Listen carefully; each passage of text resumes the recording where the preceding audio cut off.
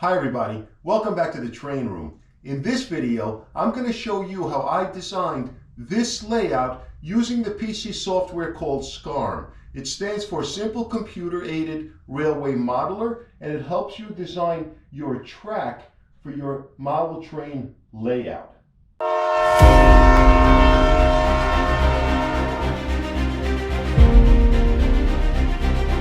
Okay guys, let's start building the layout. I actually started with the Millhouse River turntable, the 34-inch. It's the turntable that I have on my layout, and for me it was very important because that's the focus and the center point of my layout. I really wanted to build a layout around the turntable, so I had to place it strategically so the trains can enter and exit and still have enough room around the layout to put as much track down as possible. Then I had to add the whisker tracks, and there they are. They're shown in black. These are all the whisker tracks that I was able to get. I wasn't able to get all the way around because, again, I wanted to maximize as much running track on the mains as possible. These two pink tracks that you see there, these are the tracks coming in and out. They can also be substituted as whisker tracks, but they're the tracks coming in and out. Now, the reason there's two of them, one of them comes in off of an 072 054 switch or a turnout, and the other one comes off of a 072 turnout. My larger steam trains, for example, like the 2882s or the big boy, they cannot negotiate that little half curve of 054 on the curved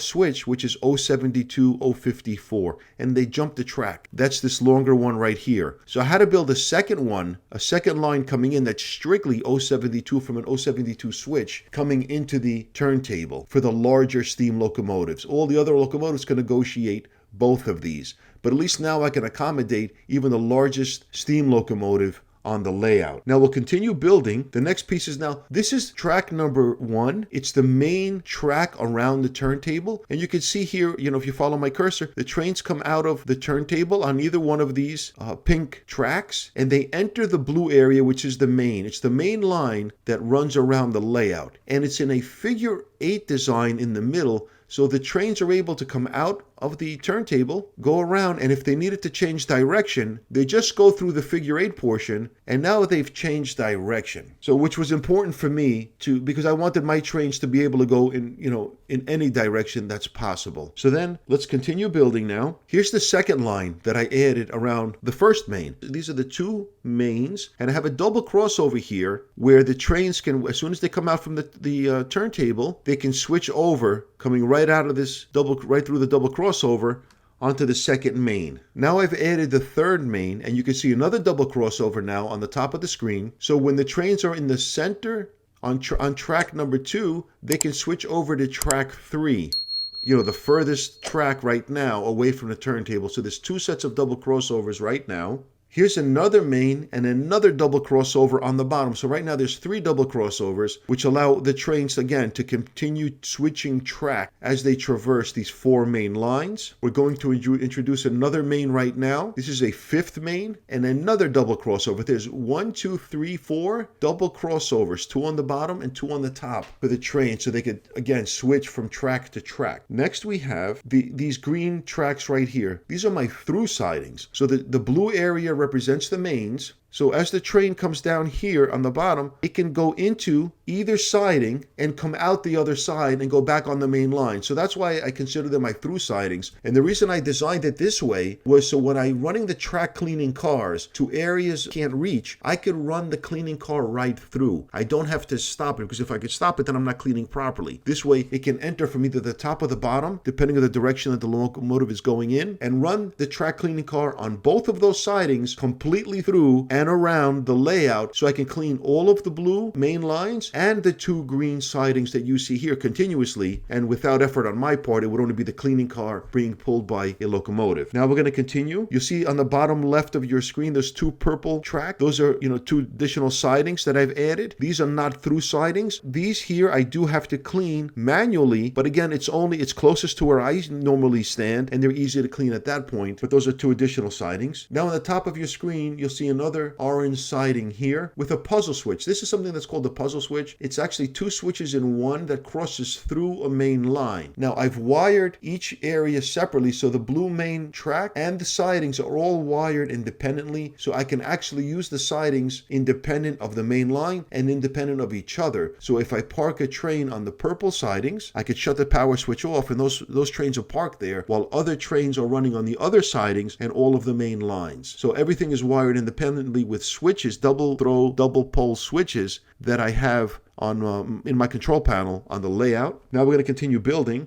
Up on the top there you see another purple siding. Again, that's closest to where I normally stand also, so that's easy for me to access and clean if I had to. And we'll continue building. Now there's a pink siding up above on the top right corner of your screen here, which leads to another turntable. As you can see here on the upper right corner, there's another turntable. This is an Atlas O 24-inch top mount turntable with 3 whisker tracks. So I actually have, I believe, 17 whisker tracks on the layout, 14 on the first turntable and 3 on the upper turntable. Now we'll continue building. Now you can see here I just added a 6th main line on the bottom layer. This is a loop here. It's a smaller loop, so there's 6 trains that can be running on the 6 main lines continuously on the bottom area. Now you can see here this is a clear shot of all the track that's on the bottom of my layout. Now we're going to add upper track. These light blue ramps, there's 2 of them leading up to the upper area, and you can see there in the yellow that's 1 loop above the turntable, and there's the red, that's another loop on the top. So there's actually 2 main loops on my second layer with 2 ramps leading up to each loop or each main. So there's a total of 8 main lines. There's 6 main lines on the bottom and 2 main lines on the top, so 8 trains can continuously run independently on independent tracks on the layout. And this is what it looks like when it's completed. And here's the legend with the key representing all the colors and function of each track. Now what we're going to do, guys, is we're going to take away the top layers. There we go. This gives you a clear view of all the track that's on the bottom. That's pretty fairly easy to follow. And Scarm has this cool feature where I'll show you now. We can actually run trains, unfortunately only up to 5. I can run 8 on my layout in real life and as designed, but Scarm, this program only allows me to run up to 5, which is still good, but we can't run the full 8. But it's very good so I could show you all of the trains that can be run. And we'll start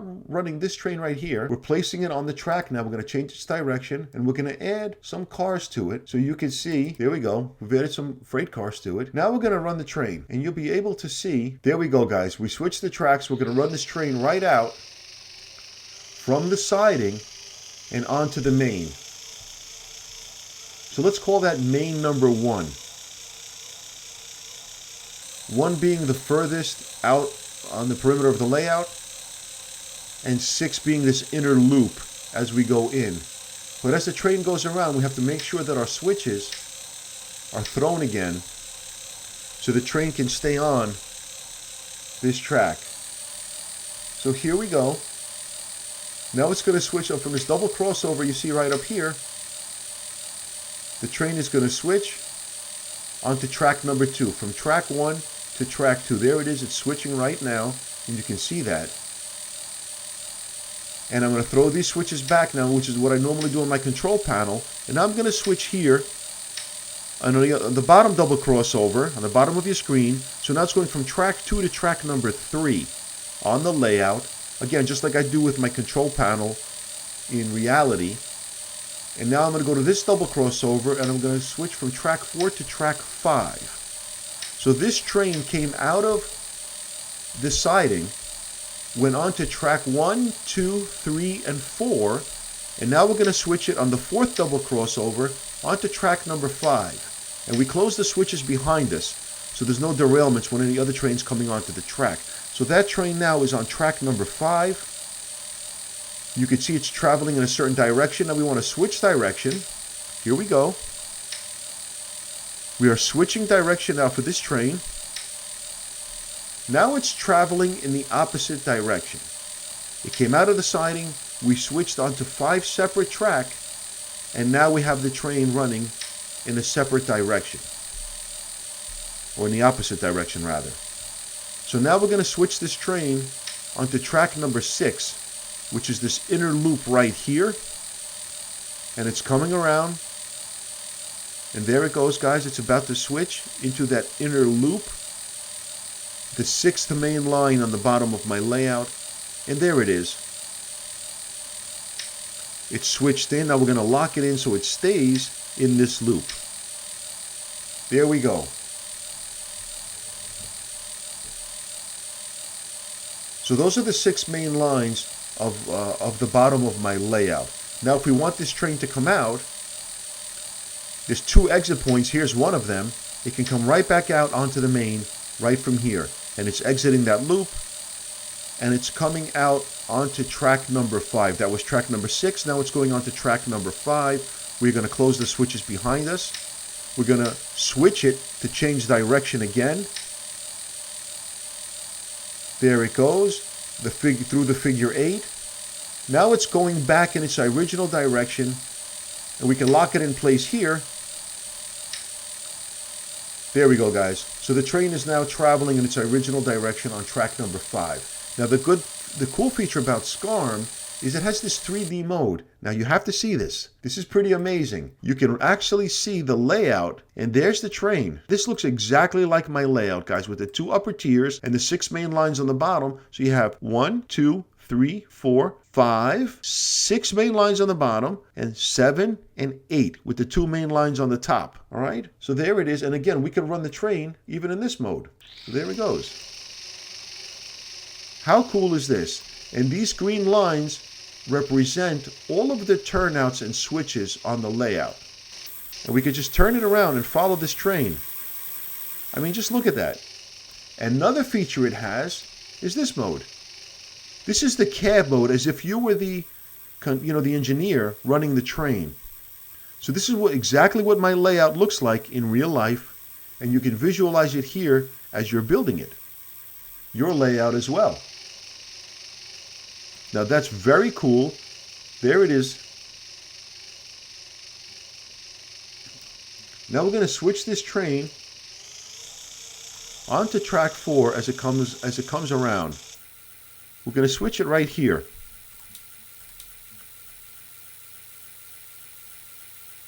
Now it's going from track number 5 to track number 4.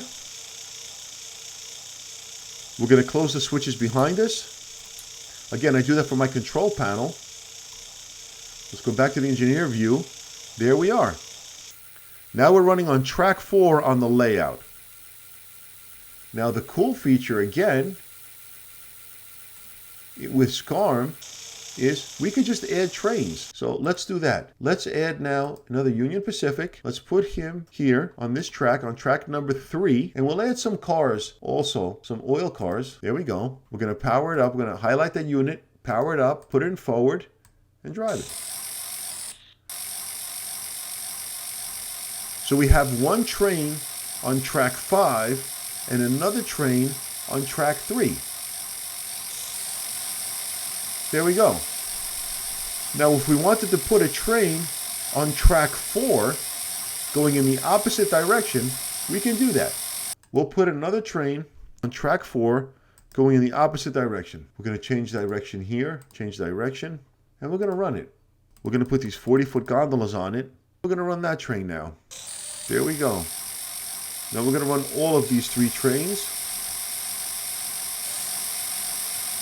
Just like they run on my layout, you can see all 3 trains now traveling on track number 3, 4, and 5. And the train on track 5, which is this train right here, we're going to make it switch direction again. So that train that's highlighted red on track number 5, there it goes. It's going through the figure 8. And traveling on track number 5.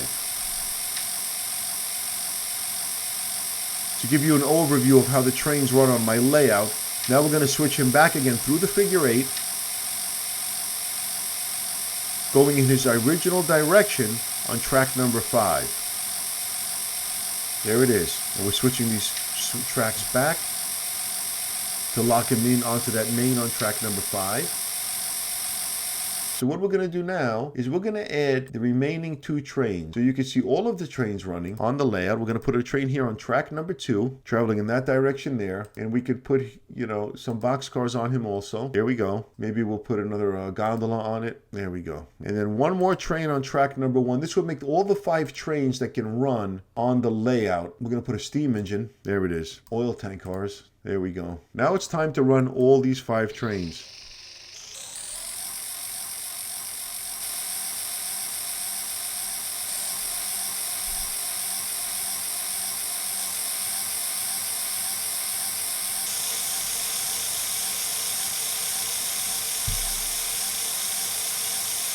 So there we go, guys. There's 5 trains running on my layout right now. This is all 5 that can be run in Scarm. We can't run any more. But I still have in reality, that 6th inner loop where you don't see a train running on it now, but I can run it in real life. So that would be 6 that I'm able to run on the bottom, all independently, all wired separately, and powered separately on separate main lines. So now if we add in the top track, you'll see now we are going to run the train that's on track number 5, that's highlighted in red right there. We're going to run him up top.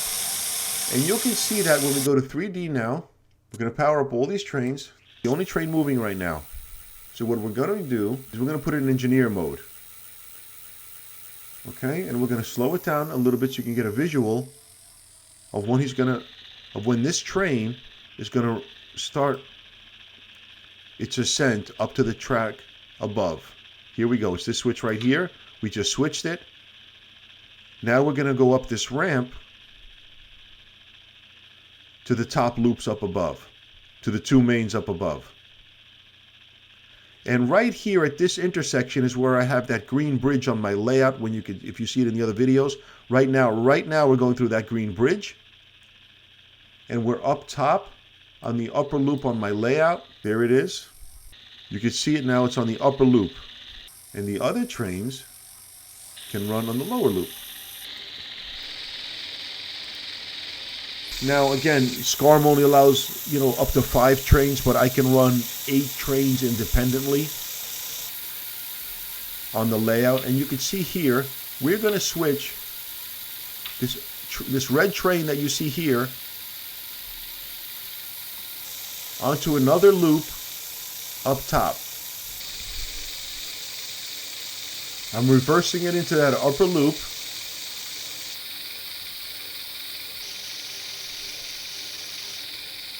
We're going to throw that switch, and this is where I have my 4 cutouts where I can stand in the center of the layout. One is right here where you see the mouse. The second is to the left of that 34-inch turntable, and the 2 additional ones are right here, right in these V's. So I have 1, 2, 3, and 4 openings where I can stand.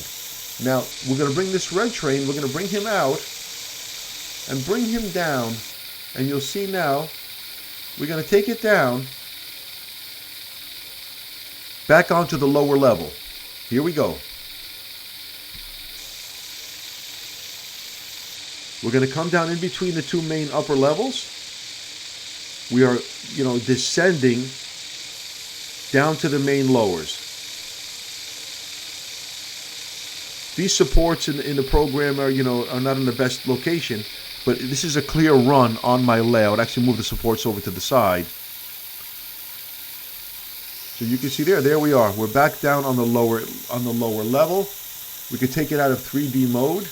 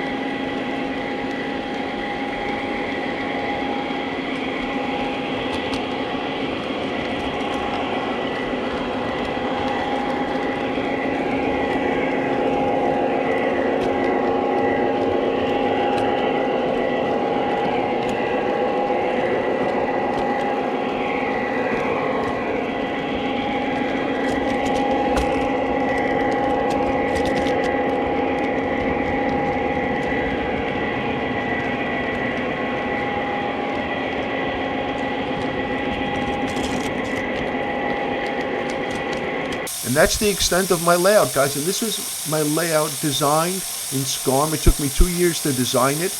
I had come up with various different styles, additional sidings, a larger yard, less mains, more mains, one turntable, 3 turntables.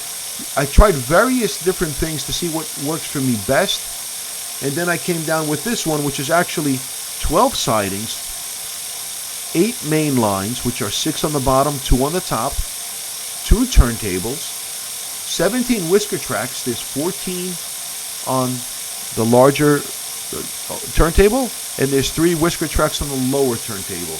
Now, some of them are dual function, because if you count all of the black whisker tracks, there's 1, 2, 3, 4, 5, 6, 7, 8, 9, 10, 11, 12. There's 13. But then this one acts as number 14. This one right here is also 14 because I don't use it as much, or it can be used when there's not the big boy. When the big boy's not coming in, this doubles as an extra whisker track because I still have the other one, or one of the 2. Either one can be an additional whisker track, so the other can function as a main line into the turntable.